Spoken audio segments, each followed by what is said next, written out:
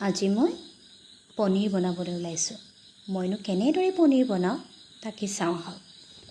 প্ৰথমে মই অকণমান তেল আৰু তাতে গৰু ঘিউ দি পনীৰখিনি ফ্ৰাই কৰি লৈছোঁ।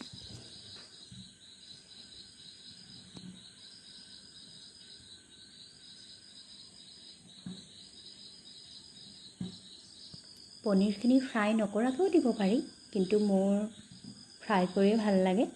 তাৰপিছত মই জিৰা দি ল'লোঁ আৰু তাতে পিঁয়াজ, নহৰু, আদা দি ল'লোঁ।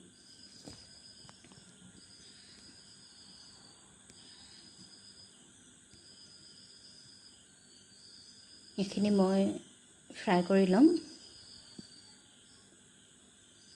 তাৰপিছত মই এটা ইলাচি দিছোঁ আৰু দুটা লং দিছোঁ।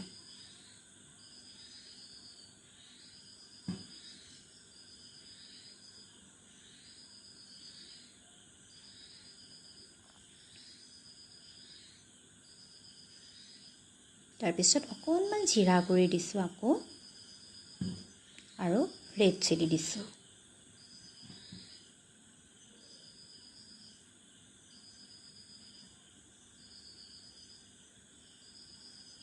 ইয়াৰ পিছতে মই তিয়াই ৰখা কাজু অলপ দিছোঁ। ভালদৰে ভাজি ল'ম এইখিনি।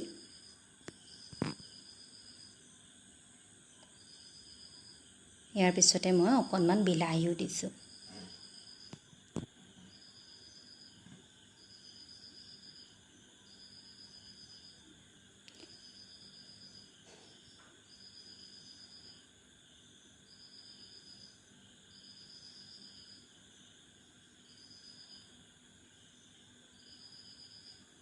এইখিনি ধুনীয়াকৈ ভাজি লোৱাৰ পিছত মই এটা পেষ্ট বনাই ল'ম।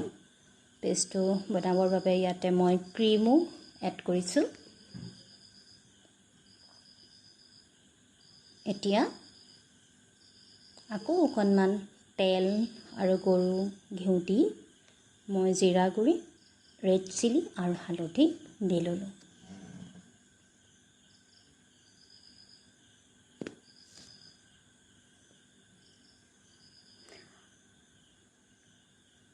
আপোনালোকে যদি ভিডিঅ'বোৰ চাই ভাল পায়, ছাবস্ক্ৰাইব কৰি দিব। তেতিয়া মই নতুন নতুন ৰেচিপি লৈ আকৌ আহিম, আৰু লগতে বিভিন্ন বিষয়বস্তু, ভাল ভাল বিষয়বস্তু লৈ আপোনালোকৰ মাজলৈ আহিবলৈ চেষ্টা কৰিম। ইয়াৰ পিছতে মই পেষ্টটো বাকি দিলোঁ, লগতে অলপ পানীও দি দিছোঁ পেষ্টটোতে। ভালদৰে এইখিনি মই ভাজি ল'ম। ইয়াত মই অকণমান চেনিও এড কৰিছিলোঁ আৰু সোৱাদ অনুযায়ী নিমখ দি লৈছোঁ।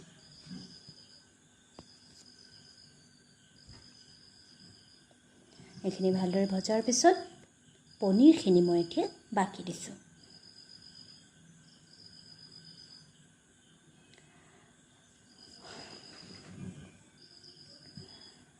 পনীৰখিনি দি এতিয়া মই ভালদৰে আকৌ লৰাই দিম।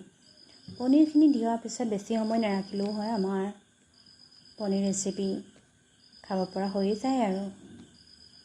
ধুনীয়াকৈ লৰাই দিছোঁ।